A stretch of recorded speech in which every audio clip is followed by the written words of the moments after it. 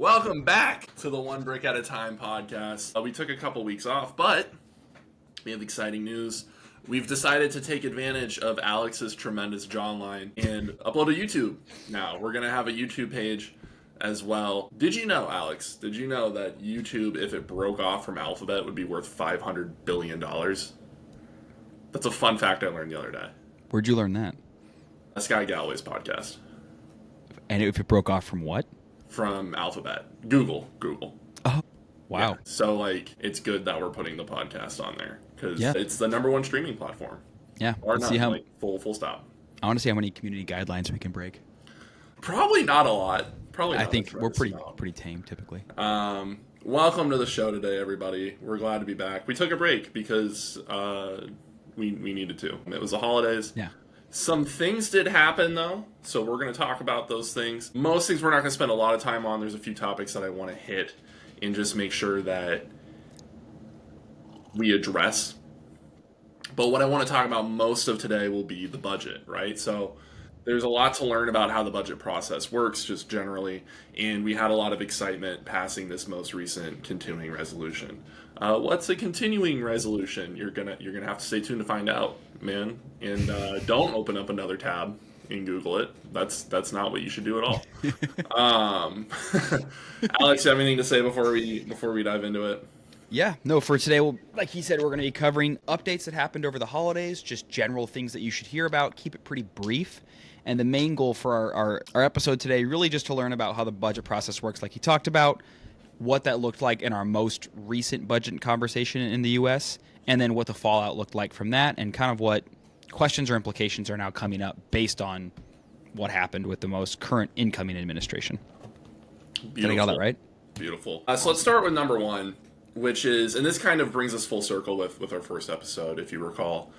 We talked about that happened, relatively recently after the elections. We were talking about things to expect sort of in the coming months. Now we're sort of on the other end of a lot of those things. So the big one that we talked about on the Biden side was a lot of the pardons. And, like you expect, there's a lot of pardons of, people who are caught with drugs but aren't drug dealers or whatever it may be. Some are a little bit more controversial than others. We've probably had one of our most controversial pardons this time ever, which is Joe Biden pardoning his son, which this is a little bit interesting for a few reasons.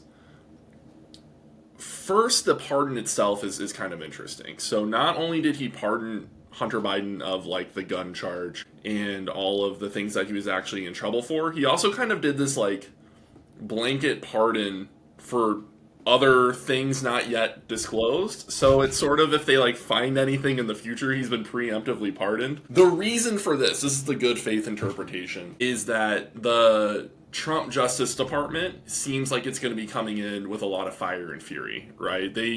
Donald Trump this week is getting sentenced for the court case that he was found guilty for. So he's actually getting sentenced. We'll see what the judge does. We'll cover that next episode.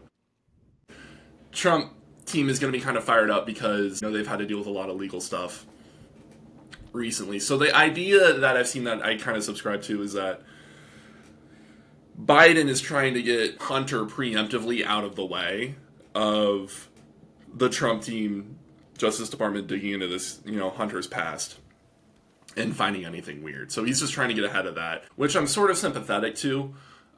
Even as, I would consider myself a Democrat, I hate this. I hate that he did it for a handful of reasons. One, Biden said that he wasn't going to pardon Hunter Biden.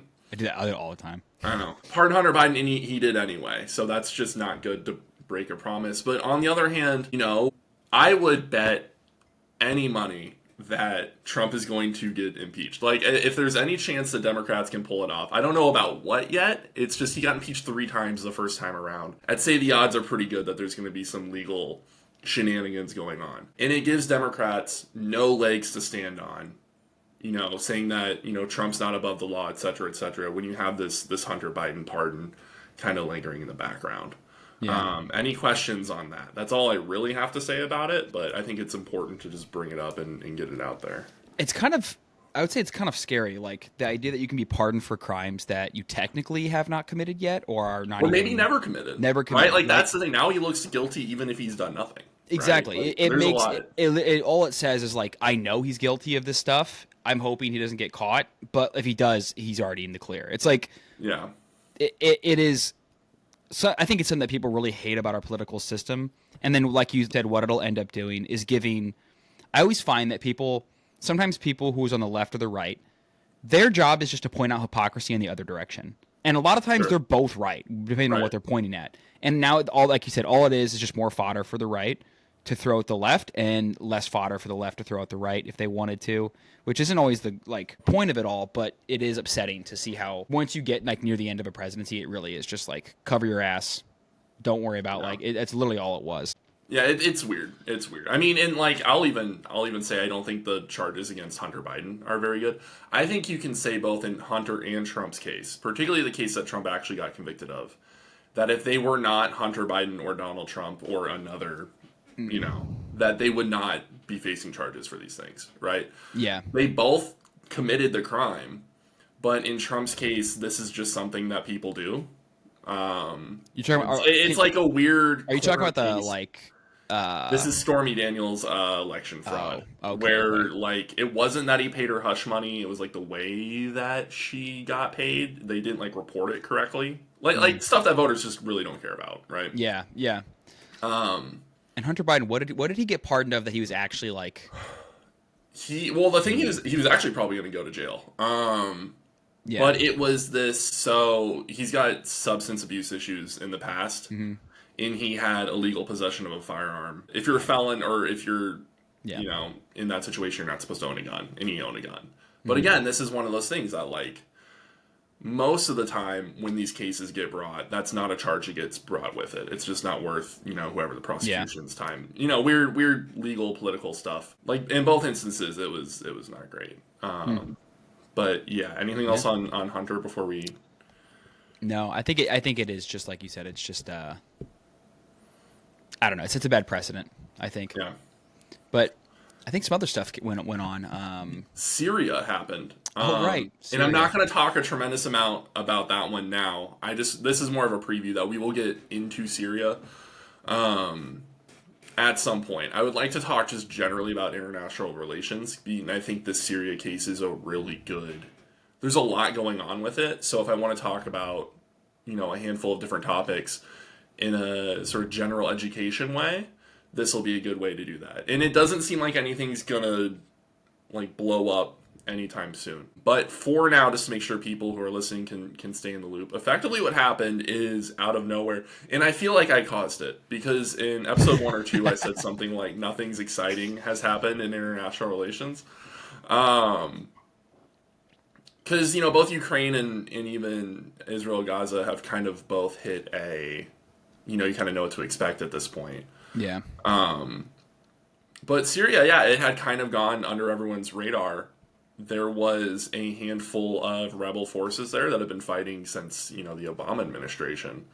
But again, nothing had really happened. It's just, sometimes these things in international relations kind of go into the fridge for a little bit. But the best that I've seen sort of explained is that Russia's had to withdraw resources from Syria to help fight against Ukraine. And then that's what that regime was kind of leaning on in order to stay propped up. So without Russian support, those rebels were able to take quite a bit of ground quite quickly. Yeah. We'll see. Assad is maybe one of the worst people on earth. I mean, put him up there with like Bin Laden, where I have a rule where I generally don't celebrate people's death. He's kind of on that exception list, right? Yeah. Did you see that Assad's wife is trying to divorce him now? There was a whole thing about his wife back in like the early 2000s or 90s or something like that. Yeah, she's trying to divorce him. Probably the best time to do it. Yeah, probably the best time to do it. She enjoyed the high times, and now she's trying to get out when she can. She's like, what a life to live. I know. Bashar al-Assad's wife. If she has a podcast or a YouTube channel in 5 years, I'm gonna freak out. Let's invite her on. Let's just send that flyer That's our first guest. Who the hell is this? Assad's wife. What's it like? And I heard. Tell me if this is wrong, because this is just a talking point. Maybe I don't know. I heard. This is something that I think people struggle with in terms of like the Middle East and these regime changes is kind of like, oh, we're replacing like this horrible person. And then who's next? Like, who's going to take over? And it's just another horrible person. Yeah, it's almost always worse, right? Okay, so yeah.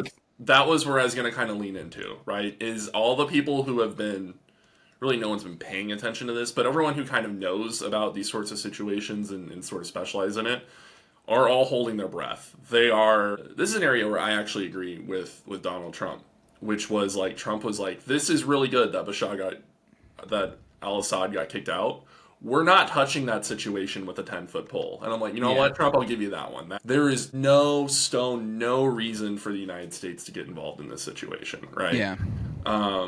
Often what happens, and again, we'll save a little bit for a future episode, but often what happens is usually the people at the top of these things tend to be like more reasonable. Mm-hmm. It takes a certain amount of discipline to be able to start, whether it's a terrorist network, a gang, a authoritarian regime, etc., etc. It does not quite take that to topple one of those. So often what happens, and a mistake that we made in the wars in the Middle East, is that when you eliminate some of these people at the top, they're often replaced by people who are even more radical, right? Because the reasons that they're in it are a little bit different. I think partially because the bar is on the floor. Like, it's really hard to match al-Assad for like being a crappy person. So only because the bar is on the floor, I would assume life in Syria is going to get better, but is better. Still maybe we'll be surprised and they're able to figure out, and there'll be, an example of how democracy or something close to can thrive in that region, or they could gas people only half as much as Assad, right? So I think it'll probably be better. But if you were a betting man, what would you bet on? I wouldn't bet on anything. I would buy stock, though, if you want to think of it that way. Yeah, if you were a stock buying man. I would buy in Syria, but with expectations that my dollar could turn into $10, or it could turn into $1.10, right? So it would just take a lot for my dollar to lose money. Oh, okay.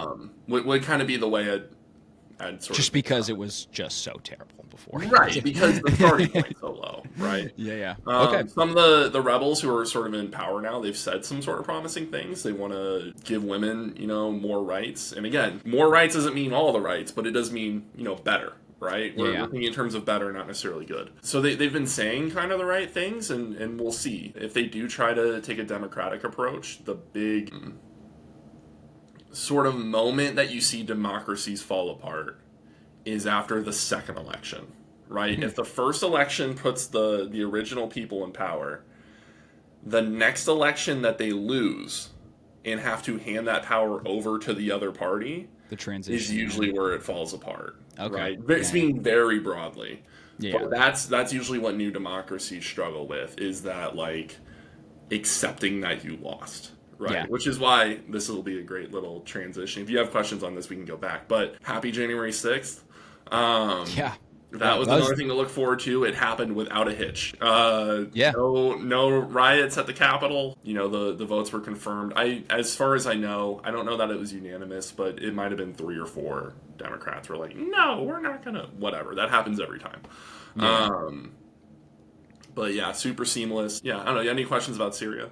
No, Syria it sounds like there's very little space, but cautious optimism. Cautious optimism is like been the phrase. I mean, that is the... Let's hope it goes well, but the bingo see. card, yeah. Yeah. Everyone's just kind of like peering around the corner, just like wondering what's going to happen. Right. But it makes sense. I mean, I think a lot of people do feel like America's probably a little too interventionist too. So it is good to hear too that America's kind of been like, no, we're good. Like, you guys figure it out.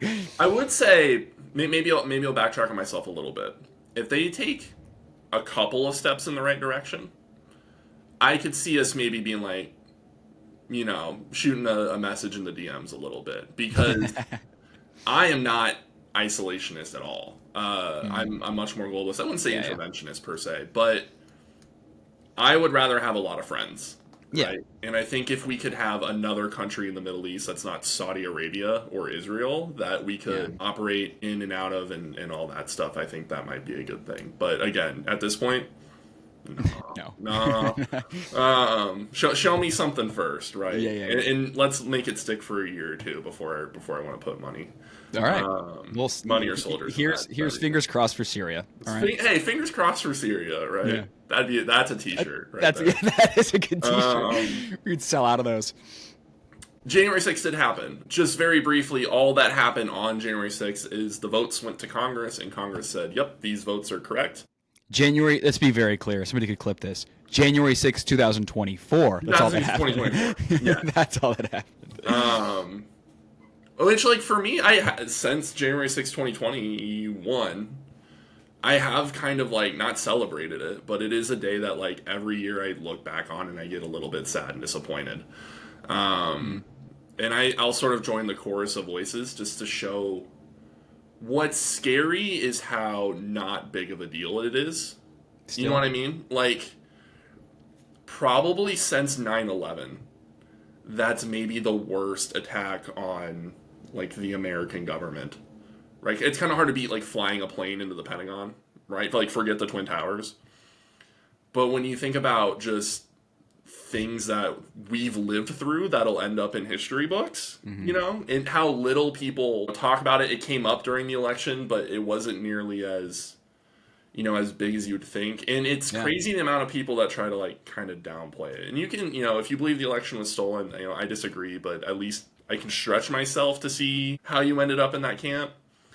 But, like, we were all at home during COVID watching January 6th on the TV, right? Like, we saw what happened. But anyway, that's just I get bummed out over January 6th. But no, this year it went without a hitch. So procedurally, right, Donald Trump and everyone else has been elected president and all the other things that they've been elected to. So today was the day where the votes kind of get, like, confirmed and nailed. Any questions about that process? No. It's simple. It's not exciting. We're going to go out of order a little bit, because I do want to mention one more thing before we get into the budget process. But this happened yesterday as well. Mike Johnson got reelected Speaker of the House, which in my opinion is a good thing. What's that? I think he's actually done a fine job. Even as a Republican, I think asking someone to be Speaker of the House when you're pinned in between Donald Trump, mega Republican House members, normie, you know, more moderate Republican House members, and don't forget the entire Democratic Party, and you're the person who has to administrate that mess. I think he's done a pretty good job during the Biden administration, like while Trump was the candidate. So he's not of my party. I disagree with him completely politically. But in terms of being someone who can, and we'll go back to it, figure out a budget, right? Yeah. And do these types of things and, like, make Congress work, I think he's as good as we're going to get. He's very good at sort of being a pincushion. I don't mean this, like, derogatory. I know a lot of people use it as insult. But he's, like, very good at taking punches and continuing to go forward and absorbing a lot of heat onto himself to make sure that everyone else can continue to work around him. Does that make sense? He like takes the brunt of it so people can focus on other stuff. Right. And he's like good at it and does it well instead of lashing out or right. And if I was a Republican, I'd probably be happy with this result too. So Musk and Trump have been talking about a mandate, right? And I think I mentioned this briefly, but in case you haven't seen the prior episodes, a mandate is often what happens after a landslide election, right? Whether it's in the United States or other countries. But it's basically the idea that we won by so much that we kind of should be able to do whatever, right? Not like legally, but, you know, politically the people are on our side because we had this big overwhelming victory. So we have a mandate by the people to make big sweeping change, right? It's a theoretical thing. It's not like a law or anything like that. Yeah, it just typically kind of feels like what happens when people win by a landslide. Right. Yeah. It might have felt like a big defeat for Democrats, but one, relative to every other country, the American Democrats were the in-party power that performed least bad, right? If every other country around the world, because of inflation, which has been a global thing, every country that was in government lost vote share, and the Democrats lost by the least. The Electoral College ended up, you know, the Electoral College didn't change, but the vote margin ended up getting a lot thinner than I think it felt like on election night. Yeah. In the House, Republicans have like a very slim majority, right? If they lose even a few members, that majority's gone, right? So having someone with experience like Mike Johnson in there to be able to coordinate that slim majority and keep everyone on sides and make sure laws can get passed is very important. So, like, I don't believe this mandate thing at all. In fact, I think the opposite. I think Republicans are going to have a really hard time doing anything in Congress that Trump himself can't like push through. So he's going to have a tough job in front of him. But I think if you're the Republicans, this is the head coach of the crappy football team that you want, right? Like you'll figure it out, and you're not going to win, 80% of your games, but can he get you to 60 and 70% maybe when you shouldn't? Perhaps. Yeah. The process of electing a speaker is like really simple. It's just a majority vote. But again, when you have a really narrow margin, you only have, I think it's like a 5-member difference between the two parties. Mm-hmm. Losing just 2 or 3, you're sunk, right? I mean, all the Democrats are going to vote for their guy, mm-hmm. which I wouldn't have. I think if I was a Democrat in the House of Representatives, I think I would have been like, Hakeem, like, I'm not going to vote for you. But, like, I still would rather it be you, right, because you're in my party. But if I was a Democrat, I'd vote for Mike Johnson. Only because if you can go to Mike Johnson and be like, hey, you don't need to go to Marjorie Taylor Greene. You can come over to our side of the fence, and I'll give you my vote instead. Yeah. That feels like a really strong position to be in. Now, I don't know if people who know better than me have a lot of good reasons I haven't thought of why you wouldn't do that, but... Yeah, I was saying, would people not do that? Because you can see the benefits of it. Is like, one, it draws a bridge between the two parties in a really interesting way. It creates more space for bipartisan solutions. And it could put you personally in a great position as well. Right. Because now you have favor due to your party, what party you're aligned to, but also you have favor in the Speaker of the House appreciates what you did for them. Like, you're putting yourself in a pretty good position. And then you can even make a reasonable argument to your party that, hey, he's got good experience. He's done a pretty good job so far. It actually, I think, makes more sense for him to be the Speaker. Yeah, I think it would have dragged the entire Congress left. If you could have gotten 5 Democrats, right? Find the 5 that are coming out of districts that are like really tough anyway. Mm-hmm. They can put, now when they go to get reelected in 2 years already, mm-hmm. they can say like, look, I voted for the Speaker because I'm in favor of stability, mm-hmm. right? And common sense and all those things. That's a really good point too. It's like I know we talked about this, when you think about how far the left in their political campaign, I guess, for this election had gotten away from the working man or right. If you look at the demographics that they lost a lot of ground with. They lost a lot of ground with based on the demographics. It would be a first step in saying like we're returning to moderate leftism or moderate democratic positions as opposed to like more of the elitism or the things that you saw in the current election. It would be like a real new line in the sand to say this is why we lost. We have to change. Right. And it would really, I think it'd be a good step. That's a good point. I didn't think about that. And it's like just thinking like Nancy Pelosi's not there anymore. Hakeem Jeffries, I think he's done fine. He hasn't done anything remarkable, that I've seen. It's hard to do a lot as minority speaker, right? So there's only so much you can do. But like, what are you gonna do? I don't know what the Democratic Party's. Let's make a power play. Let's get Johnson in there. And then now he doesn't have to listen to Marjorie Taylor Greene and all these other, super far right people. And he would probably accept that. He would probably love to work with. Because you'd assume that he's less extreme than they are. But there are many times where he needs their support. Where if you give him that olive branch, he no longer needs it. He now can choose a more moderate position because he does not need their support. Right. If he's not operating with the gun to his head of like, I think he already got a vote of no confidence, right? Like Matt Gaetz before he resigned, he was in this group too. I think actually Matt Gaetz is the one who tried to get Johnson removed because you can call. It's not called a vote of no confidence, but you can call a vote to replace the Speaker of the House. That was a whole disaster that if we would have been doing the podcast then we would have talked about. And it could still happen. So I'm hoping Johnson stays on through the whole term. And then, if we get to a point where, over the next 4 years, everything cools off a little bit, fingers crossed, or if there's any significant shift, we'll see what happens with midterms. Then we can go back and fighting like the good old days, But when Trump's president, everything kind of gets thrown out the window because he just takes up so much air out of the room. You might have to find some alliances in some unique places. So alliances are interesting. And one thing that's interesting about alliances is making an alliance with Dollar Shave Club. Dollar Shave Club. I'm just kidding. We don't have sponsors. Yeah, no free swag. In fact, don't go to Dollar Shave Club. Honestly, unless they're paying us, don't use Dollar Shave Club. That was a beautiful segue, though. Dude, I'm gonna hit fake ad segues constently. I know. We should start cutting ad spots and sending them out to people and be like, hey, look, we can do it. We have no viewers, but we can cut an ad. We can cut that hard. All You right. can cut an ab the same way you can cut your hairs with Manscaped. You just, The lawnmower 2.0. I feel like you held back, but that's okay. Yeah, there was I No, I get it. I get it. I'm proud of you. I'm proud of you. Thank We you. try Appreciate to it. keep this family friendly. Speaking of Okay. segues in transition, anything else on Johnson? No, I got nothing on Johnson, but I like what you talked about in terms of like trying to extend an olive branch to create for a more moderate position. Right. It sounds like it's a really good way to frame too, because I think a lot of times you have people, and we can move on to the budget right after this, but you have politicians who are so worried about reelection, but also a lot of times being worried about reelection does not serve the best solutions or the more Right. bipartisan solutions. In fact, I think it's typically viewed as the opposite. Put out a really good kind of like use case or case study or whatever for why it would be good to be bipartisan in interest of your reelection.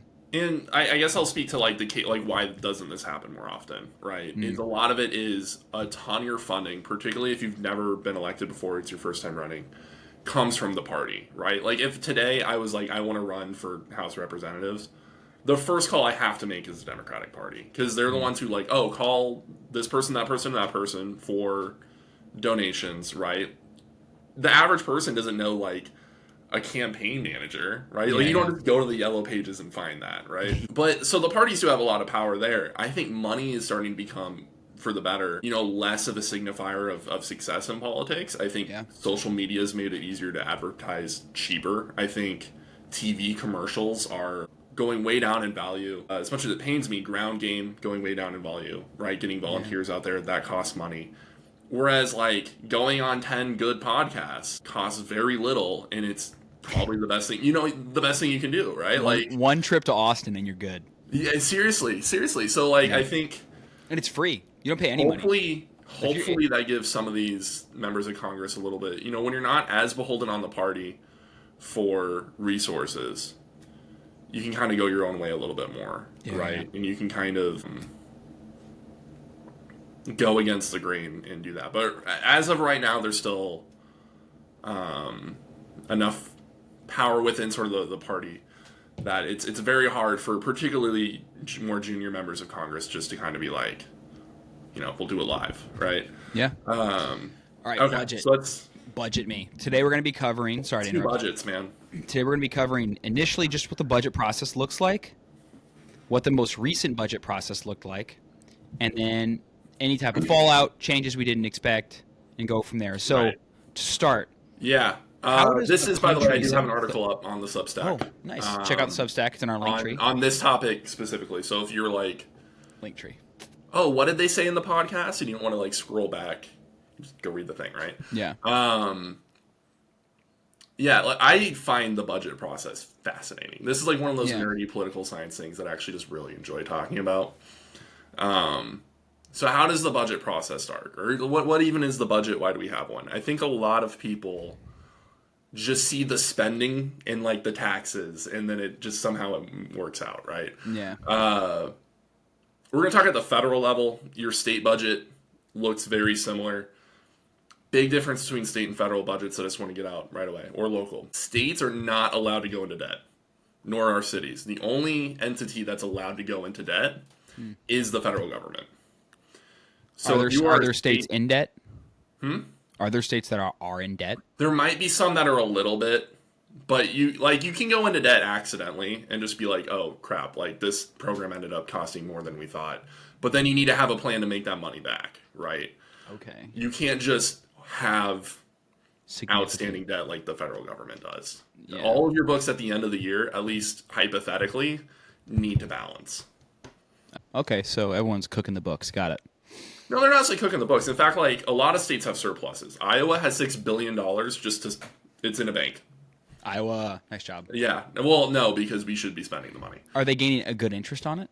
I don't know. Probably not. We should talk. I think they would. I don't trust the Iowa government. No, they will be. I used to know somebody who invested in like state and city municipalities, and they do. They invest in things like commercial paper and things like that to get a higher return on their operating income. It's crazy. $2 billion into the budget. We could use $4 billion to keep schools from closing. Like that's kind of where I'm at right now. Yeah, like, for sure.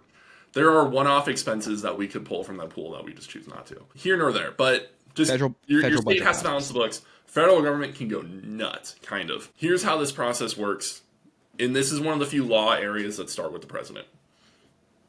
So the president goes to all the cabinet offices. These are the things that actually like spend the money. This is your Department of blah, blah, blah. So Department of Defense, Transportation, State, all of these different departments, and they all give him a like wish list, right? For lack of a better term. So let's use defense, because that's one that people can pretty easily wrap their head around.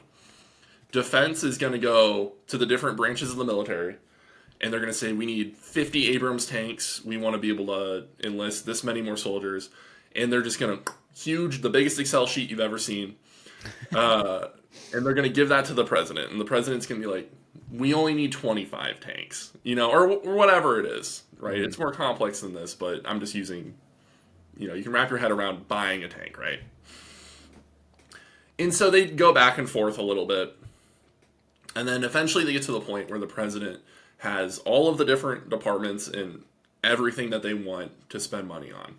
So then they got to go to the other side and figure like, okay, how are we going to raise this money? Are we going to do it? What's our tax revenue, right? Projected, right? You never quite know because, I could get a different job tomorrow and make more or less money, and that's going to affect how much Iowa can bring in on income taxes, right? Mm-hmm. So it's all, for the most part, estimates, but, how much are we bringing in tax revenue? How much can we raise via things like bonds, right? That's government debt now, right? This mm-hmm. is a loan that people, someone's going to buy this bond for $20 and then get 25 back in like 15 years or whatever it may be.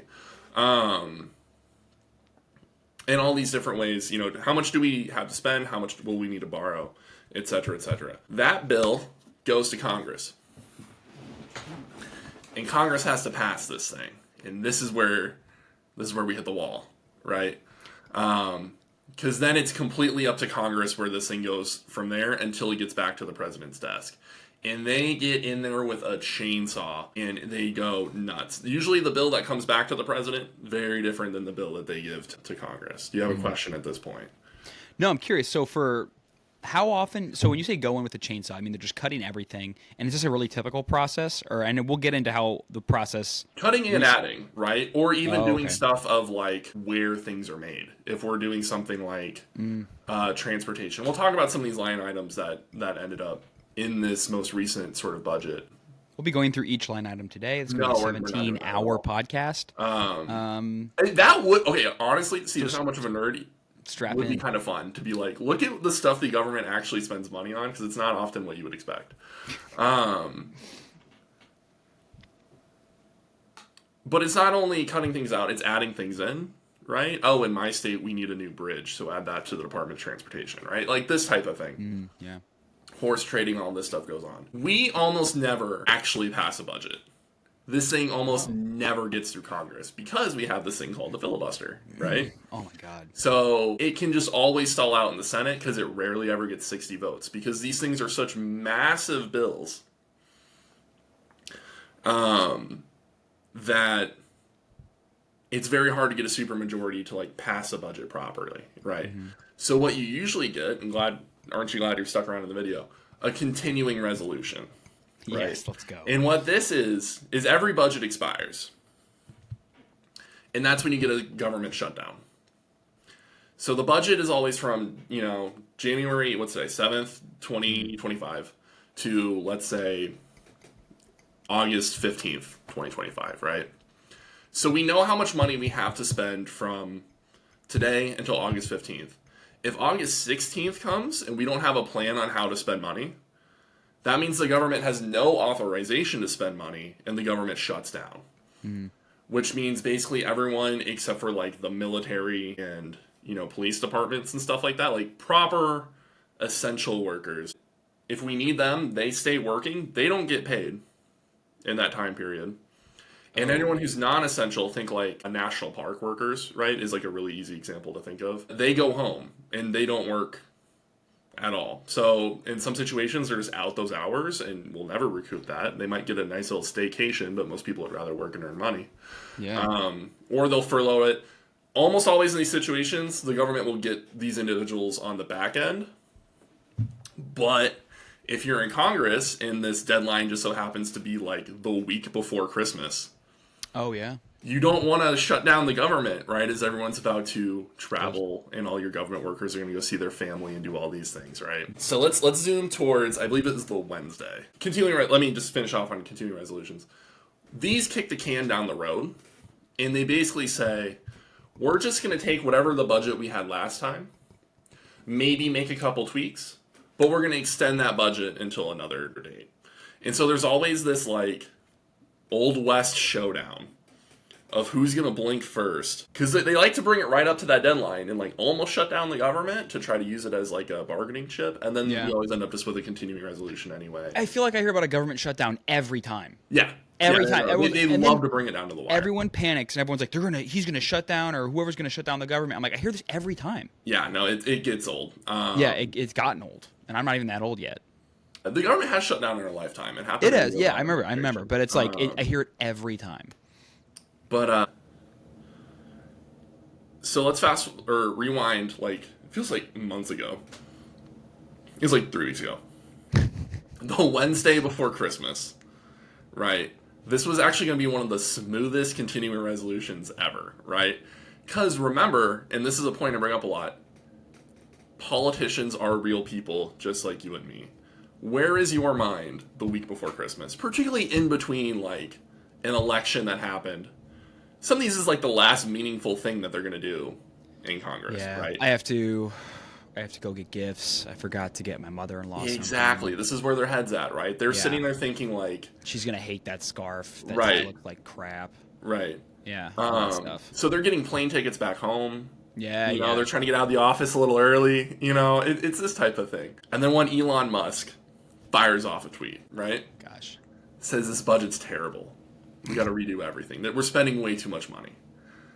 And so there's a wish list.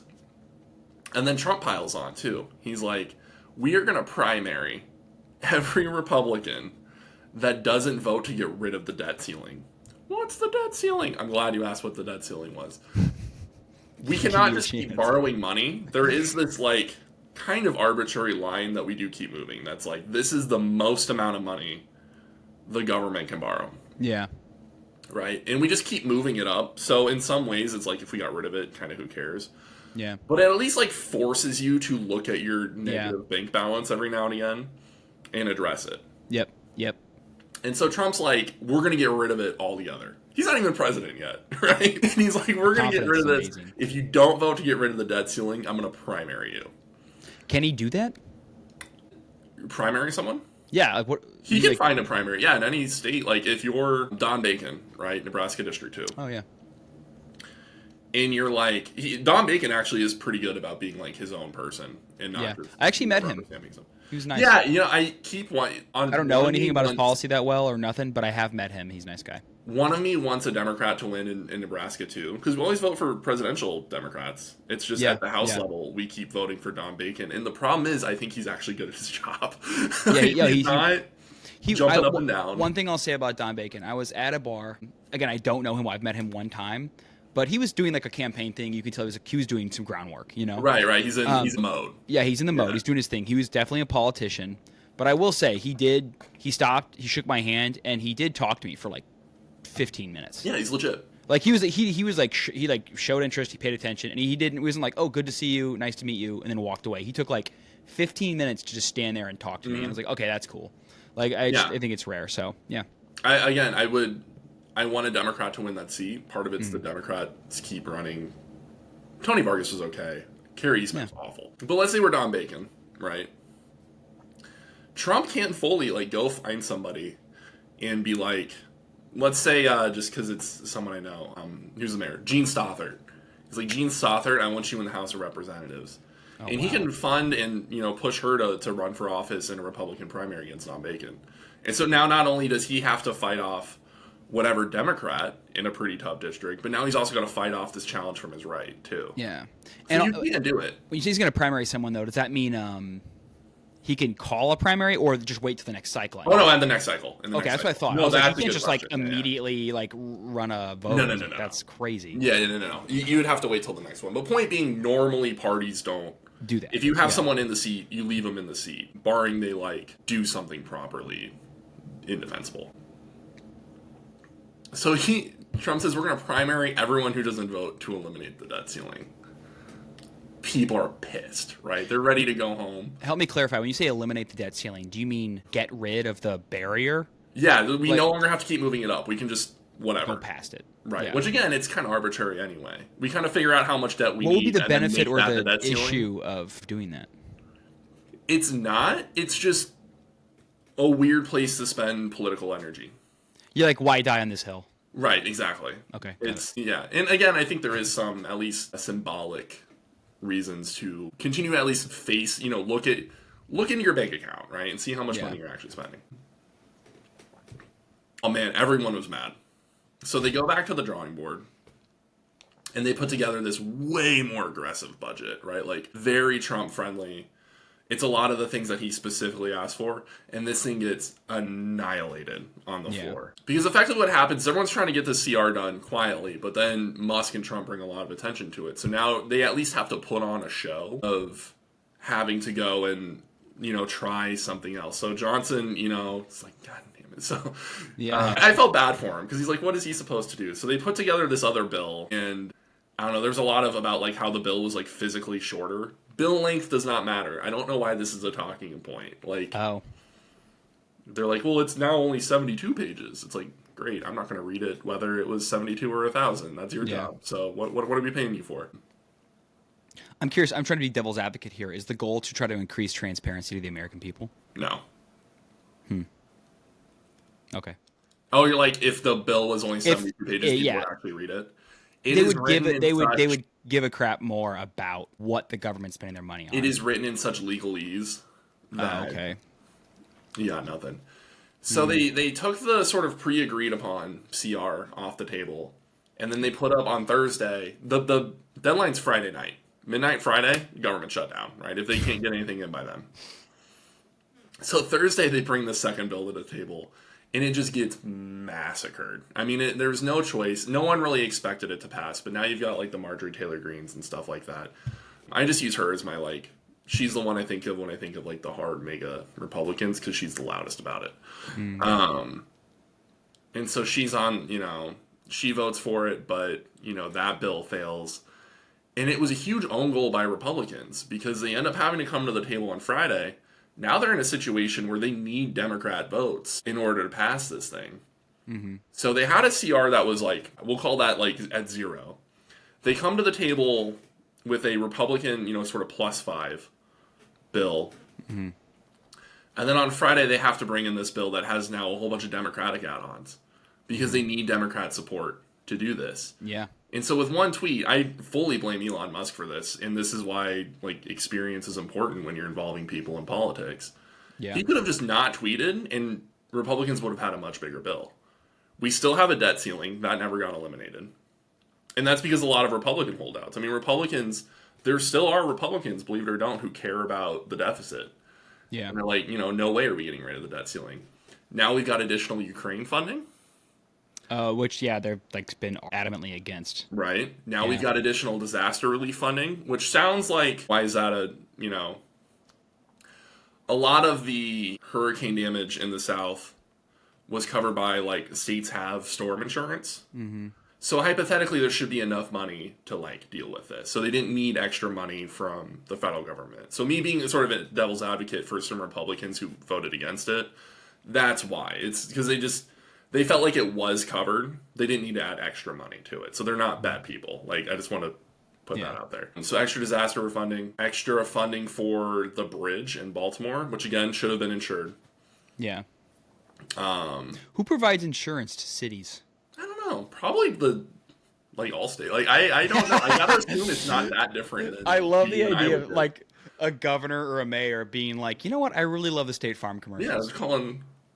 Yeah. Like farmers up or whatever. Yeah. That's amazing. Okay.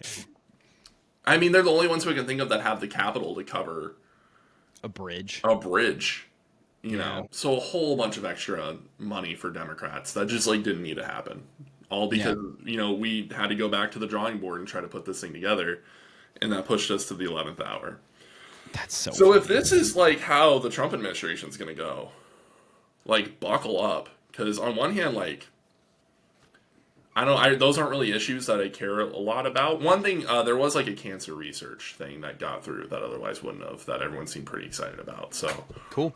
We're all down for cancer research. Yeah. Unless it's a research how to make cancer worse. Yeah, that would be bad. That would be crazy. Yeah, brief sidebar, right? So, one of the cool things about teaching political science is you do get emails from companies, and if you had like no context, you'd think I'm a terrible person. So the headline of this email is just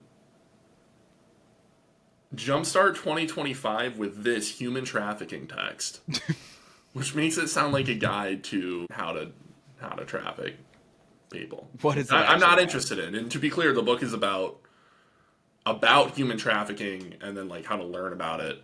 Oh, okay. To prevent it. I get ideally, it. It's somebody right? saying or like research and study it, not to emulate, but to. Well, you said text. I thought somebody texted you about getting into human. Oh no! Like a textbook. Yeah, it's a textbook about how to understand how human trafficking works. And so I get an email like that probably 3 times a week. That's funny. That's just like, hey man, you want to learn how this problem works? Get up on your terrorism? It's like, yeah. Yeah. We'll be in trouble if they start selling like pressure cookers with like buy one book, get a free pressure cooker. So we've got the budget process. Right. It almost never passes, but then you get we always have a continuing resolution, and usually there's some stuff sprinkled in. Okay. So it does kind of evolve over time. And then, but like the budget, the old-fashioned way, rarely. I think we had one last year. We might have actually had like a proper budget pass, which was. That's amazing. And this recent one, so apparently the rule of thumb is don't tweet when budgets are apparently going through. Don't tweet. Just stop tweeting. It's a terrible way to do government. Stop tweeting, everybody. Yeah, honestly, everyone should get off Twitter. Not because for any political reason. Just go outside. I'm not trying to make a political statement there. Yeah, just get off your phone. Everyone on Twitter hates it, but it's still the best way to like do what Twitter does, which is to get a lot of opinions very quickly. Yeah, but like, are they any good? Like, okay, let's even get out of politics, right? Yeah. One of my like most practical uses for Twitter is when I'm watching like an Eagles game. Oh, and I will see something and be like, was that supposed to be pass interference? And I'll go to Twitter and see a bunch of people be like, they didn't call this pass interference. That's actually like, okay, I'm vindicated, right? Yeah, it's good for sports. There we go. Yeah. No, Twitter is. I feel like it's in its, puberty years where. Yeah. One thing that's gonna go either really good or real bad. Yeah, one thing that strikes me about tweeting, or even like the thing like we're gonna primary anybody who doesn't get rid of the debt ceiling or whatever, right? Yeah. One thing I can't stand is I understand that you need to be strong as a leader, and you need to be able to put your foot down when it matters. That's true. You do. You can't have a leader who can't do that. But you don't need to like constantly first choice a threat. You don't have to do that. Right. You can just like work with people and then use your power when if they're not supporting. And if you're gonna threaten people, don't do it publicly. Yeah, it doesn't work. You remove any chance of nuance, right? And you take all that out. And now you're beholden. So, okay, the debt ceiling didn't get eliminated. Yeah. Is Trump actually going to primary all these people? So now he loses his own credibility unless he's planning to primary like most of House Republicans, or put up a primary challenger. I think it's silly. I hate when you see that politically on either side. It's like, stop just throwing threats around. Why don't you just like... And then maybe they did. I mean, I don't know. Maybe he advocated very harshly to eliminate the debt ceiling. But I had never heard him talk about it until that week. Yeah, and it was not like a campaign point. This was just like, you know what? Get rid of the debt ceiling. Yeah, that always strikes me as kind of strange. Not only like personality wise, but just tactically. Yeah, it's not good. Always try to use honey before you use vinegar. Like always. Yeah. You should always try to like build partnerships as opposed to threaten them. And I think that's just not where I would say like Biden was probably a little too soft, particularly international relations wise. I give him a lot of credit, more credit than most people, on both Afghanistan and Israel. Like the critique on Afghanistan, no one else was going to do it. So at some point we just had to rip the Band-Aid off. I don't, you know what I mean? Yeah. In Israel, I think the fact that both sides are mad at him means he threaded the needle pretty well. A little too well. Yeah, kind of. You just can't nobody. But I would have loved to see him be more aggressive in other situations. Whereas I think Trump, like the whole thing with buying Canada or making Canada the 51st state, it's him trying to bully Canada into. Gonna be sick, guys. What was the deal? Because it was the tariffs were a threat. Imagine how cheap maple syrup's going to be. Oh my god. Imagine Well, the exposure to hockey that our country's going to get. We have a lot of good hockey players already, but imagine yeah. how many good hockey players we're going to I have. think it might ruin this. I think we need Canada to keep that sport. I love hockey. I think having them be different teams is important. Yeah. But point being, like, there's kind of a Trump tactic that's happened quite a few times now, which is where he will make these big bombastic threats to try to bully some of these countries into whatever the actual thing it is he wants, right? Yeah. So with Mexico, that's like pretty clear. You know, he wants less immigrants and stuff. With Canada, it was like an immigration thing as well. Like, he was upset with the amount of fentanyl coming from Canada, which I've never heard. I mean, I'm not saying it hasn't happened, but it's a weird thing to, like, dump a 10% tariff on a country for. Yeah. It's a bit much, to say the least. But, like, what are we doing talking about buying Canada and Greenland? It's weird. You don't want Canada or Greenland? You don't like them? No, What do you have against Canada and Greenland? I don't think Canada wants to be a part of the United States. I don't think Republicans want Canada to be the United States, because what's the population of Canada? My goal for this podcast is just to try to put you in a box and get you canceled before we even get started. Get me.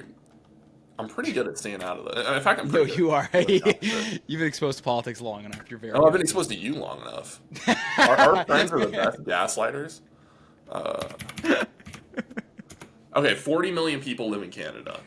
So That'd be dope. Add about 10% to the United States population. And of that 10%, probably 7% are to the left of, I think it like, would improve the median American. I think it would improve America. We need more people from Saskatchewan here. We need people who are just like, oh my gosh, life is so tough. It's like, have you been in negative 40-degree weather? Right. It's not that hard. You're going to be fine. No, I think, I don't think Canada wants anything to do. I think they want stuff to do with us, but they don't want to be. Imagine we'd have French people living in the United States. You know how messed up that would be? Oh, yeah, no, we don't need that. the Quebecois would be unbearable. Trump would make it illegal. It's like, I don't want to hear that. None of that. Oh my gosh, that's funny. No, I think it also, when he's like the 51st state of America, I also think that really like sets, say you actually wanted to do that, right? I don't really know what that process would look like. Let's do hypothetical. It is fun to think about, because I like Canada. I think they're cool. Not everything they do, but Canada's got some cool stuff. I think one thing that makes them cool is that they are a different country. That is true. It's one thing to see a different version of similar to American culture, and to see like it'd be a little different. I don't think you could call them the 51st state of America, because then what you would do is basically invalidate all of Canadian culture. Right. You know what I mean? Like, oh, we were a sovereign nation. No, listen, people don't think Canada's got culture. They got their own. No, I'm with you. They got their own stuff. So you think that, like, for some reason, the first thing I thought of was how would we converge the imperial system and the metric system properly? That was imperial. Yeah, it's better. It's so much better. Yeah, it's probably better. But you know what? No, stop. Okay, you cut it out. Feet, miles, more fun. It is also. I can go on my tangent about the imperial. Let's not do that. Yeah, but with Canada, I feel like how could you actually realistically integrate it? Because I do think it should be like it's the 51st state, or say you split it up into 5 or 10 states, whatever. It would be either way. Canadian provinces. Yeah, you would have to remain with a Canadian identity. You couldn't like just eliminate it and call it like by each Canadian province, just each state. I mean, if you're swinging with a hammer wide enough that we're like really trying to bring the Canada, I think it would be United sweet. States. I like Canadians. I think it'd be dope. I feel like Canadians are just a little bit different than Americans. I like Canadians. We don't need to taint them with our nonsense. I think they'd love it. They need more excitement. No. Actually, no. What? Don't the Canadians do the thing like in Parliament, like the back and forth? They're really close to the bridge system. What if we could get that? I find that very fun to watch. That's fun. We need Canada to do that. We can just do that. We don't need. No, but it'd be kind of cool if Canada was like, "We'll do it, but you have to change this system for us." We want just people yelling in a giant room, and I was like, "Dude, that's awesome." I would love if we went to not a parliamentary system specifically, but if we went to that style of back and forth. It's how our legislators I gotta admit, it's fun. communicated. I was watching one with Trudeau and that other guy. Trudeau resigned. Yeah, I heard that. Done. He's been Canada for not Canada. He's been the prime minister for as long as I can remember. This is gonna be weird. Does Canada have term limits? I don't know. That's not our job. It's not the point of this podcast. I don't care. Anyway, there's another guy that was constantly like the Speaker of the House, was it? Or I don't know what it's called. On the opposite side for Canada, who's been, I think, like really trying to get that spot. He was in there for 21 years, over 3 non-consecutive terms. Oh, wait, no, hold on. Different dude. He looks like he's 28. What do you mean? No, he has been there for at least a decade. Their longest holding person was 21 years. Anyhow. Yeah, I gotta assume there's no term limit then. At least not for that role. Yeah, kind of crazy. Well, yeah, maybe we could do an episode about Trudeau. I really don't want to. Yeah, there's a lot of skeletons in that closet. A lot of skeletons in that closet. He's also a lot of conspiracy theories, too. He is what America would look like if we elected what's-his-face from California. Gavin Newsom. He reminds me a lot of Gavin Newsom in, like, the worst ways. Yeah. We should do an episode about our favorite political conspiracy theories. I don't have any. Find some. Nah, I'm not a Stop being so conspiracy professional. guy. I'm too Occam's razor. People want the good stuff, okay? Don't just bore us, play the chorus. Know what I'm saying? Do you have any questions about the budget? No, I feel like thought we've devolved. This was very helpful. Understanding the budget process, how it gets approved at what part of the government, what most recently happened, how we should never tweet during a budget cycle, apparently. Never tweet during a budget. That's the episode name. Never tweet during a budget cycle. That's a good episode name. And then the fallout that happened from that, and actually how tweeting during a budget cycle can give you the exact opposite of the intended consequence. Yeah, I'm curious how. And then the last thing, talk about fallout. We'll see. Will this be how Congress works for the next 4 years, or at least for the next 2 until midterms happen? Is it going to be like every time Trump or Musk tweet? I say House Republicans a lot. They tend to be way more reactionary than Senate Republicans. Partially because Senate Republicans have, they're just now, they had to take 2 years off because not 2 years off, but Democrats were in control for the last 2 years. But Republican senators tend to be much more individuals, and they don't vote as like a thing. Whereas House Republicans for a while have been the most chaotic thing I've ever seen in my life. It's a 2-year-old on Mountain Dew. We should do an episode about that. But I know we're at time. We're gonna get our next episode up next week. Expect these on Tuesdays more consistently. Right. You can find us anywhere you find social media, pretty much. Yeah, Alex did a lot. I want to thank him this episode for doing a lot of great work. We're on Instagram. We're on TikTok. We have a Patreon now. Don't even know how it works yet, but we know that people have it. So if you want, think of it as a tip jar for right now. Literally a penny would make us both freak out. Yeah, we're not in it for the money. We're in it. We don't even need it. We don't even need the money. Right. Just like it's cool. This is if you feel the kindness in your heart to donate. What it effectively says is, hey guys, keep it up. We're paying attention. We're listening. It's an attaboy. Yeah. It would be just a little bit of encouragement more than anything monetary. Yeah. But that's up.